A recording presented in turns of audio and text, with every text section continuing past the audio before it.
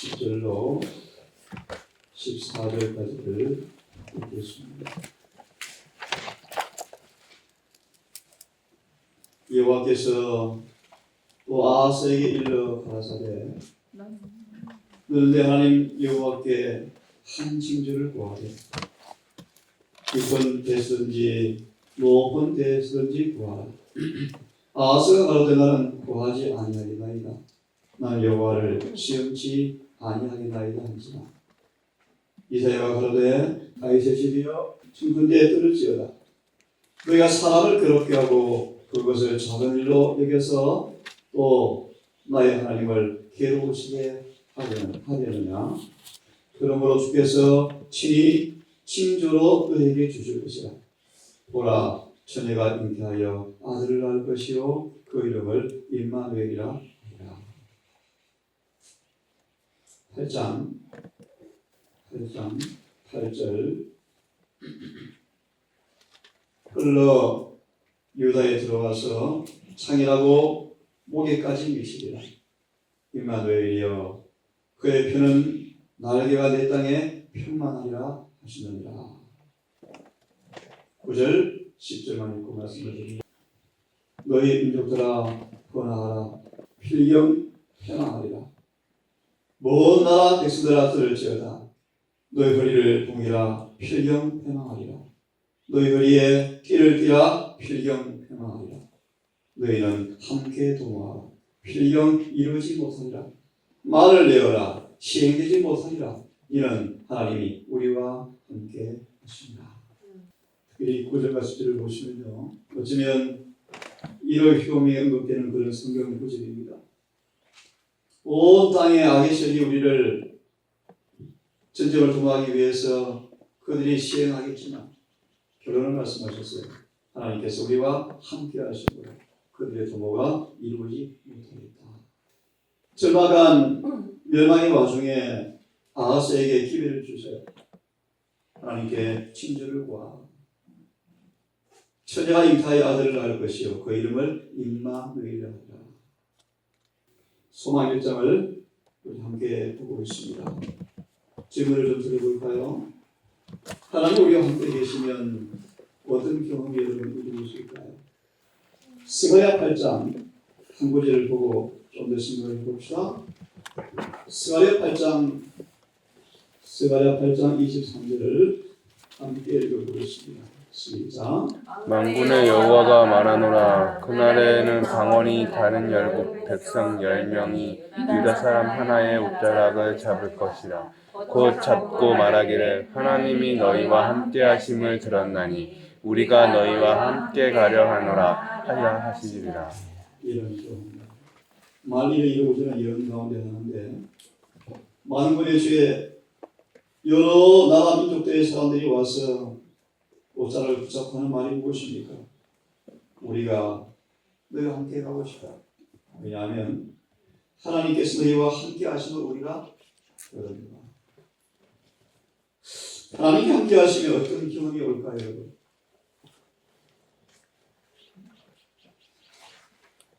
그 답은 하나님께서 왜 이 땅에 우리와 함께 하시기 위해서 오셨습니까? 소망을 좀 봅시다. 죄로 어두워진 세상에 죄를 소망 1장은 뭐로 표현합니까? 어둠으로 표현할 수 있죠. 어두운 땅에 죄로 어두워진 세상에 하나님의 사랑의 빛을 드러내시려고 오셨다. 왜 그럴까요? 이런 말씀이 있죠. 우리의 영혼을 구원하는 유일한 방법은 폭력으로는 불가능합니다. 오직 사랑으로서만 일깨워져야 하는데 이렇게 말합니다. 하나님을 알게 되어지면 그분을 사랑하게 될 것이다. 온 우주에 오직 한 분만이 일할 수 있는데 하나님의 사랑의 높이와 깊이를 아시는 한 분만이 그 사랑을 드러내실 유일한 분이시신데 목적이 무엇인가? 어두운 밤에 의로운 해가 떠올라서 치료하는 광선을 바라지 않으면 안 되었다. 아멘. 죄로 어두운 세상에 죄를 치료하기 위해서 사랑의 빛, 영화의 품성을 우리에게 뭐 하시려고요? 계시하시기 위해서 우리 가운데 장막을 주셨습니다. 이 말씀을 소망은 그렇게 말씀하십니다. 이것은 구속하는 사랑의 신비였다. 대제사의 본질을 말씀드린 것처럼 하나님은 자아 희생이 무아의 사랑이 불가능한 분이다 라고 도전했습니다. 다른 하나님은 사랑이 아니시다. 하나님 사랑이 아니라는 사실을 무엇을 빌미를 가지고 하나님께 도전했습니까? 하나님의 율법이죠. 여러분, 율법을 딱 쥐어짜만 한 문장으로 뭐로 말하셨습니까? 하나님은 사랑이시다. 어떤 사랑이요? 자, 무아의 희생의 사랑이다. 이걸 소망은 표현하기를 하나님의 영광의 품성이라고 표현합니다. 이 자, 무아의 희생, 사랑의 영광의 품성을 드러내기 위해서 오셨습니다. 그래서 어떻게 하시려고요? 이미 보았죠. 말라기 4장을 좀 보십시오. 하나님이 함께 하시는 뚜렷한 확실한 경험이 이미 말한 것처럼 의로운 태양이라고 말씀하신 부분을 보면서 생각을 해봅시다. 말라기 4장입니다. 2절을 우리 함께 읽겠습니까? 2절 3절까지를 같이 읽겠습니다. 시작. 내 이름을 경외하는 너희에게는 의로운 해가 떠올라서 치료하는 광선이 말하기를 너희가 나가서 기업에서 나은 송아지같이 뛰리라. 또 너희가 니를 밟을 것이니 그들이 나의 정한 날에 너희 발바닥 밑에 재와 같으리라. 만군의 여호와가 말이다. 하나님을 경외하는 사람들, 오늘 정의 맞추었어요. 그래서 하나님께서 그들의 마음속에 계시는 사람들에게 뭐가 떠오른다고 말합니까? 의로운 해가 무엇이죠? 하나님의 품성, 하나님의 영광의 품성, 하나님의 의, 예수님의 충만히 간 신성의 충만한 품성에 그 빛이, 사랑의 빛이 점점 떠올랐어요. 이걸 호세아 6장 1절 3절의 말씀입니다. 점점 빛나 우리 속에서 이런 비로 계속 임하여서 더 충만히 임할 때 치료하는 의의 광선을 바라리니. 어떤 광선이요? 의로운 광선을 바라리니. 너희가 나가서 외양간에 나온 송아지같이 뛰리라. 뭐 했다는 뜻입니까? 예수님 말씀 보시면 품성이 자라겠다. 빨리 자라겠다. 오늘 보시면 키가 자란다고 되어 있지만요, 예수께서 어릴 때 키와 지혜가 자란다는 말씀처럼 우리 속에 의로운 태양, 사랑의 품성, 그분의 의가 우리 안에 성령으로 계시가 되어 것이면 그들은 치료가 되어서 속히 자라겠다. 그런 것입니다. 그래서 3절을 보시면 그들은 악인을 바를 것이니, 우리 히브리서를 통해 보았습니다. 원수를 발등상되게 하겠다 뜻입니다. 다시 말하면 우리 악한 마귀를, 목을, 더미를 발로 밟아서 승리하겠다는 뜻입니다. 나의 정한 날에 너희 발바닥 밑에 재와 같으리라. 만군의 여호와의 말입니다. 아멘. 소망을 좀 펴서 조금 읽겠습니다. 여러분, 사단의 정체를 짧게 표현하면 어떻게 표현할 수 있을까요? 속입니다. 자, 존중의 중심이죠. 그죠? 읽어보시면 사단은 목별 위에 나의 보좌를 높이리라. 반대로 하나님의 정신은 뭘까요?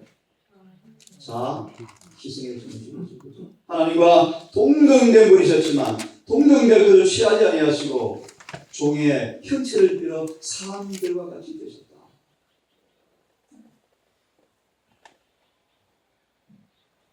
하나님께서는 이 땅에 자발적 희생을 통하여 하늘 영광을 잠시 옆에 지켜주시고 종으로 오셔서 우리 가운데 장막을 쳤다고 말씀하십니다. 소망의 말씀에 뒷부분을 좀 펴보시길 바랍니다.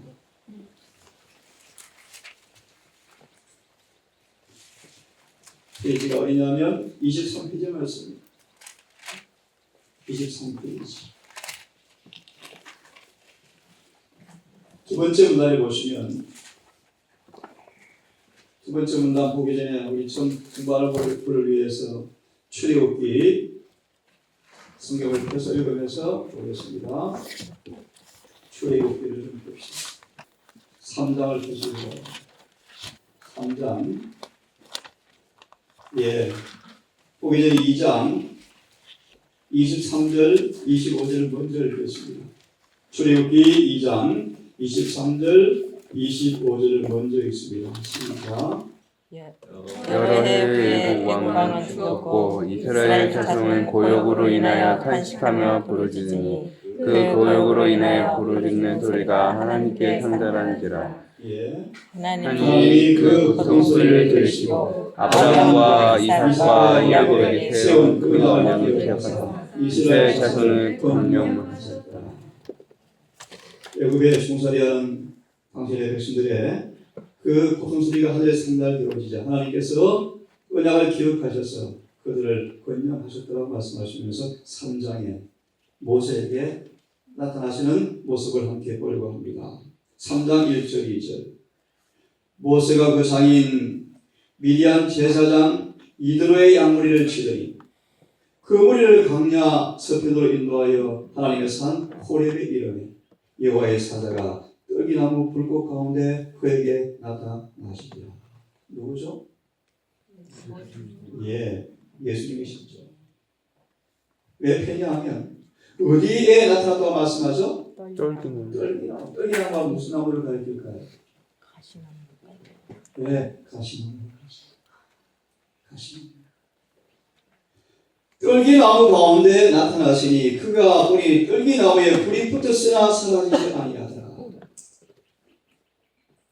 가로되 내가 돌이켜 가서 이 큰 광경을 보리라. 떨기나무가 어찌 타지 아니하는고 하는 동시에 이 부분을 손으로 한번 펴십시오. 23페이지 뒷부분이요.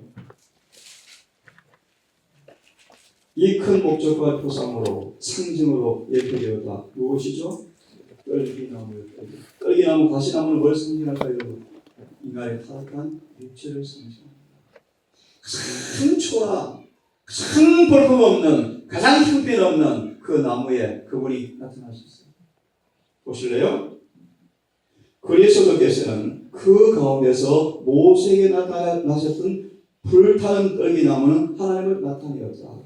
신성을 나타내기 위하여 선택된 표상은 외관상 주목을 끌지 못하는 초라한 관목이었다.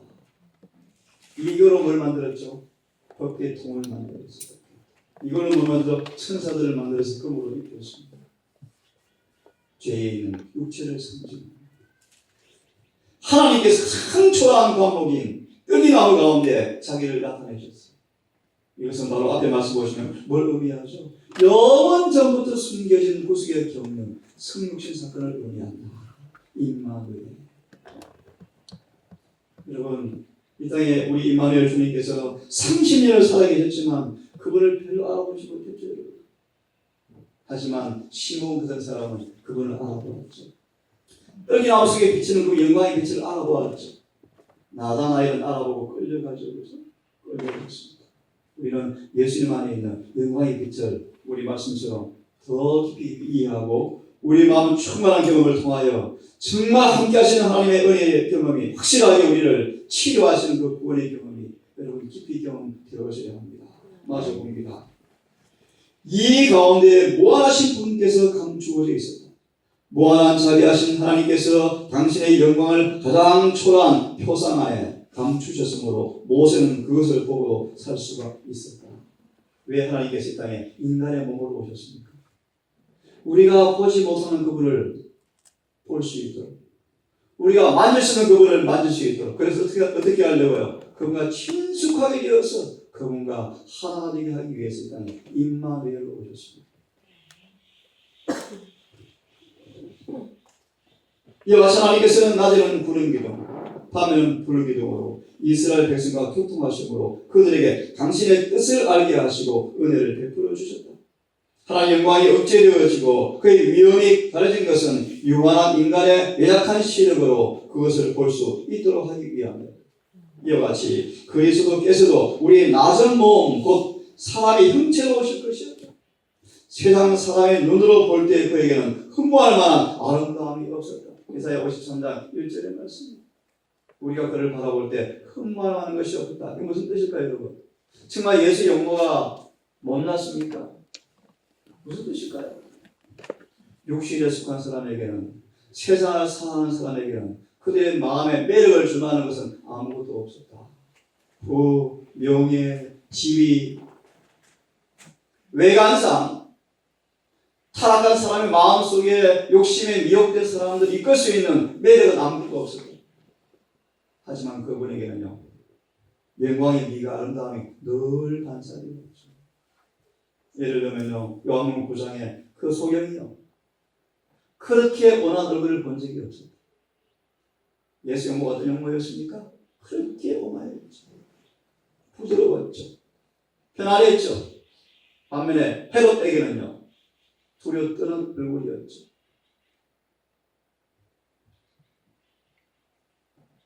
하지만 그분은 성육신하신 하나님, 하늘과 땅에 비치셨다. 그분의 영광이 가려지고 그분의 위대하심과 위엄이 감추어진 것은 그분의 슬픔과 시험에 처한 인간에게 가까이 나아가시기 위함입니다.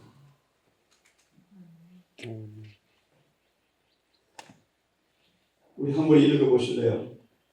하나님께서 모세에게, 유리가 한번 읽어보세요. 하나님께서 모세에게 이스라엘 백성을 위하여 내가 그들 중에 거할 성소를 그들을 시켜 나를 위하여 지으라고 명령하시고 백성들 가운데 있는 성소에 거하셨다. 그들이 광야에서 지루한 유랑 생활을 하는 동안 하나님의 임재의 상징이 그들과 함께 있었다. 이와 같이 그리스도께서도 우리 인간의 진영 가운데 당신의 성막을 세우셨다. 그분께서 사람의 장막 곁에 장막을 치신 것은 우리 가운데 거하여 우리로 당신의 거룩한 품성과 생애의 친숙함을 만드시기 위해서였다. 말씀이 육신이 되어 우리 가운데 거하심에 우리가 그 영광을 보니 아버지의 독생자의 영광이요 은혜와 진리가 충만하더라. 예. 아멘. 그래서 제가 있습니다. 예수께서 우리와 함께 거하기 위해서 이 세상에 오셨으므로 우리 하나님께서 우리의 시련을 잘 아시고 우리의 슬픔을 동정하신다는 것을 압니다. 아담의 모든 자손들은 우리의 창조주가 죄인들의 친구이심을 알 수가 있다. 이는 구주의 지상생애 가운데 나타난 모든 은혜의 교훈과 모든 기쁨의 약속과 모든 사랑의 행위가 모든 거룩한 이끄심을 통하여 하나님이 우리와 함께 계심을 우리가 보기 때문입니다. 아주 중요한 부분이 남아 있습니다. 왜 하나님께서 이 땅에 오셔서 성육신을 우리 가운데 거하셨는가? 중간에 보세요. 그 다음 말씀. 사단은 하나님의 사랑의 율법을 무엇으로 해요? 이기적인 율법으로 나타낸다. 라고 말하면서 인간이 그 교훈에 순종하는 것이 불가능하다고 설명했다. 그래서 이렇게 말하죠. 예수께서는 이런 기만을 폭로하기 위해 오실 것이었다. 그분은 우리 중 하나가 되어서 순종의 모범을 보이실 것이었다. 이 일을 위하여 인성을 취하시고 우리의 삶을 체험하셨다. 중요한 말씀이죠. 이 일을 위하여 무슨 뜻입니까? 이 일을 위해가 무슨 뜻입니까? 순종의 모범을 보이기 위하여 우리 중 하나가 되실 것이었다. 그러므로 제가 범사의 형제들과 같이 되심이 마땅하도다. 만일 우리가 중요한 말씀이요, 예수께서 겪지 않으신 어떤 일을 겪어야 한다면 사단은 이 점에 대하여 하나님의 능력이 우리에게 충분하지 않다고 주장할 것이다. 여러분 이 말씀 이해하십니까? 다시요. 우리가 살아갈 때, 우리가 이 땅에 하나님의 율법과 대쟁투를 경험하는 가운데 살아갈 때 우리가 겪는 어떤 부분들을 예수께서 겪지 않았다면 예수님 우리의 구주가 될 수가 없다고 누가 만일 주장하게 될 것이다. 하지만요, 예수님은 한결같이 시험을 받으셨다. 여러분 질문 드립니다. 시험은 어디로 받죠? 시험은 육체가 받는 것입니까? 마음이 받는 것입니까? 그런 의미에서 예수님께서 그 사람뿐만 아니라 속사람까지라도 우리처럼 되지 않았으면 우리처럼 시험을 당할 수 있을까요? 있어요, 없어요? 없죠. 예수님은 지적으로, 육체적으로, 영적으로 타락한 사람의 성정을 그대로 뭐 했습니까? 그대로 받으셨죠. 예를 한번 들어봅시다. 마태복음을 좀 펴시겠습니까? 마태복음 4장을 한번 펴주세요. 4장 1절과 11절의 주석이에요. 이 말씀은 대단히 중요한 말씀이에요. 4장 1절과 11절에 이런 주석의 제목이 있습니다. 인간이 이용할 수 있는 힘이라는 제목이 있어요. 됐나요? 우리가 예수께서 겪지 않으신 것을 겪어야 한다면, 예를 들면 우리가 받은 시험과 예수의 시험의 본질이 뭐하다 다르면 주님께서 우리 구주가 될 수가 없다는 것입니다. 그렇습니까? 인간이 이용할 수 있는 힘 찾았습니까? 우리 함께 한번 읽어봅시다. 되게 중요한 말씀이죠. 자, 시작. 그러면 그가 모세는 하나님의 하나님의 아들을 내 내 발걸음마다 발걸음마다 공격하였다. 이게 바로 발을 상하게 한다. 창세기 3장 15절 말씀. 예수의 매 진보의 발걸음마다 발을 끌어 넘어뜨리는 거예요. 사람. 하지만 있습니다. 그가 시작. 그가 진례를 진례를 받으신 받으신 후 후 성령께 이끌려 광야로 나가사 40일 동안 시험을 당하셨다. 그리스도께서 인간과 같은 성정을 가졌을 리가 없다고 주장하는 이가 있다. 성정이라는 단어가 뭐죠? 성정. 뭐라고?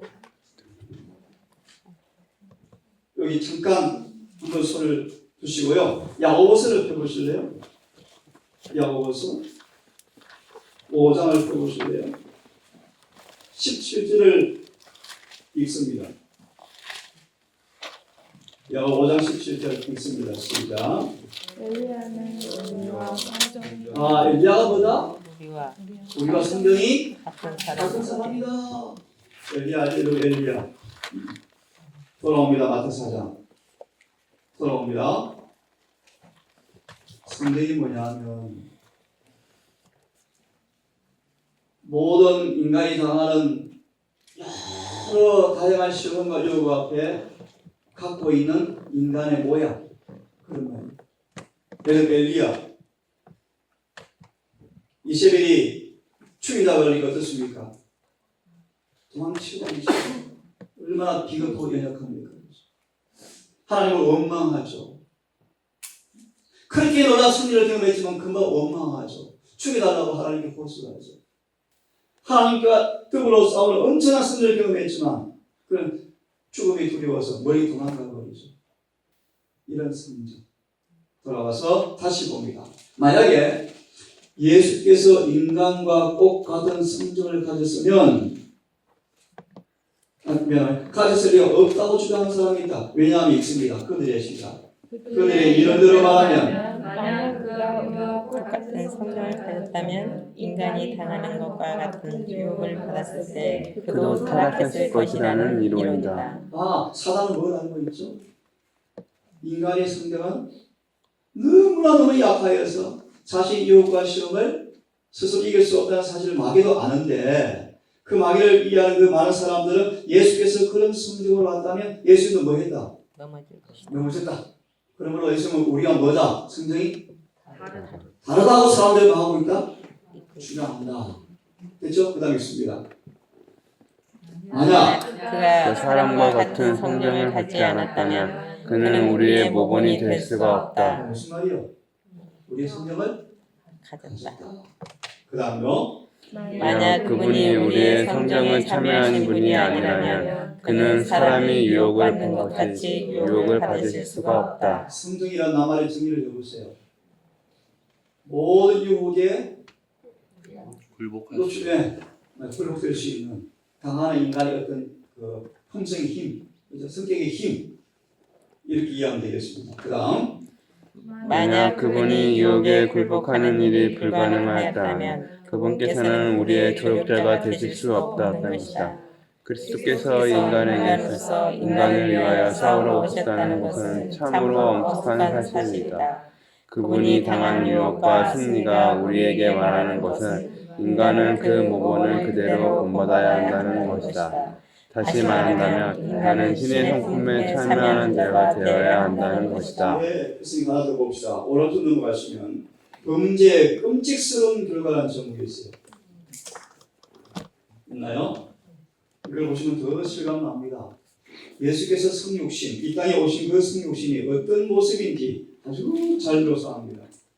항복할 시작. 항복할 가능성이 없다면 유혹은 유혹이 아니다. 인간이 나쁜 행동을 하라는 강력한 영향을 받을 때 유혹은 저항을 받는다. 그가 나쁜 행동을 할 수 있다는 것을 알기 때문에 그는 믿음으로써 하나님의 능력을 굳게 붙들고 저항한다. 이것이 주님께서 통과하신 괴로운 체험이었다. 예, 예수의 성육신에 당하는 괴로운 체험의 양상을 보여주고 있죠, 그죠? 네? 간소한 시험 정도가 아니에요. 예수님도 너무너무 강한 자극을 받으니까 그분 또한 어떤 행동을요? 나쁜 행동을 할 수 있는 유혹도 강하게 받으셨다. 다시 우리와 한결같이 시험을 당하셨다. 이런 육신으로 이 땅에 오셨다. 그 다음 있습니다. 만약 그분이 실패할 가능성이 전혀 없으셨다면 그는 인간이 시험을 당하는 것 같이 모든 일에 한결같이 시험을 받을 수 없었을 것이다. 다시 말해 주님은 철저하게 임만이 되었어요. 정말 우리가 모든 일에 함께 하시기 위해서 오셨습니까? 우리의 슬픔, 우리의 유혹, 우리의 시험, 우리의 격정, 성경이 다른 모든 유혹의 세력의 힘을 몸소 그대로 뛰는 몸으로 오셔서 우리 가운데 순종의 몸으로 사셨습니까? 아멘. 왜 우리를 구속하기 위해서. 그렇죠? 맞아 있습니다. 그분도 아담처럼 그리고 모든 사람처럼 시험대 위에 올리신 자유행위자였다. 십자가에 달려있던 그의 마지막 몇 시간 동안 그분은 인간이 죄를 대항해서 싸울 때 경험해야 할 것을 충분히 경험하셨다. 그분은 인간이 죄에 굴복함으로써 얼마나 나쁜 사람이 될 수 있는가를 실제로 느끼셨다. 하나님의 율법을 범한 그 끔찍스러운 결과를 실감하였다. 왜냐하면 온 세상의 죄가 그분 위에 놓여 있었기 때문이었다. 끔찍스러운 결과는 바로 위의 말씀에 다섯 번째 줄 역으로 제가 읽고 오늘 마치겠습니다. 범죄의 끔찍스러운 결과라는 그 제목의 다섯째 위의 줄입니다. 우리 같이 읽을까요? 같이 읽으십시오. 죽음이나 지옥까지 시작. 죽음이나 지옥까지 정복할 수 없는 능력이요 그리스도께서 이기신 것 같이 이길 수 있는 곳에 그들을 처하게 하실 능력이다. 신성과 인성이 그들 속에 연합될 수 있을 것이다. 이것이 구속의 경험이죠. 오늘도 우리 주님께서 열심히 그하는 경험을 통하여 방금 약속처럼 지옥의 권세까지 이길 수 없는 임마누엘의 은혜가 오늘도 체험되어지기를 간절히 바랍니다. 네. 기도합시다.